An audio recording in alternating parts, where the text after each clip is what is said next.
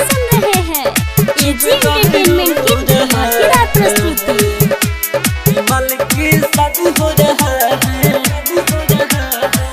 दीवाना चुप कर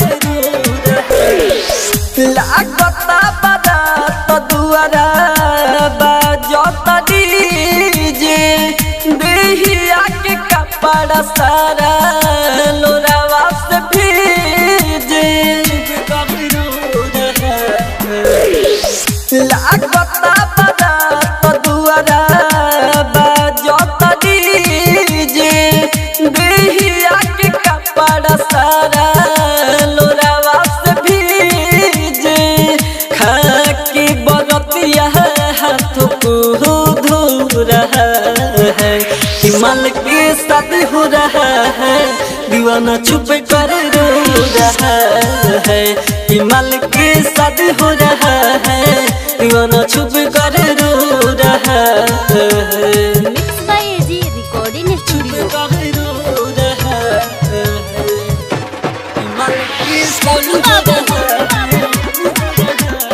मीरगंज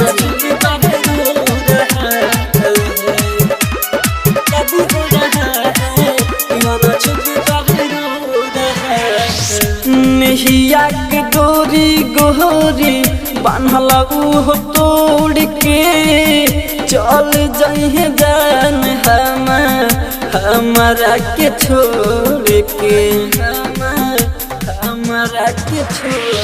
नहिया के डोरी गोरी बान्हल हो तोड़ के चल जइहे जान हमारा के छोड़ के। दर्द नहा दिल के कोई मेरा तो रहा है। हिमाल के शादी हो रहा है, दीवाना चुप कर रो रहा है। हिमाल के शादी हो रहा है, दीवाना चुप कर रो रहा है। आप सुन रहे हैं एजी एंटरटेनमेंट की धमाकेदार प्रस्तुति।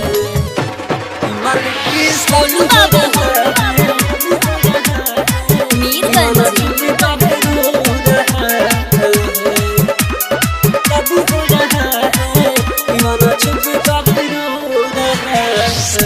बचपन से प्यार कईनी हम अपन जान के सोचनी ना जाई है ससुरा प्यार लात खान के। ससुरा प्यार लात खान बचपन से प्यार कईनी हम अपन जान के सोचनी ना जाई है ससुरा प्यार लात खान के। राज राजधानी कृष्णा सब कुछ खो रहा है। हिमाल के शादी हो रहा है, दीवाना चुप कर रो रहा है। हिमाल के शादी हो रहा है, दीवाना चुप कर रो रहा है। Mix by AG recording studio Roshanpur Sapaha.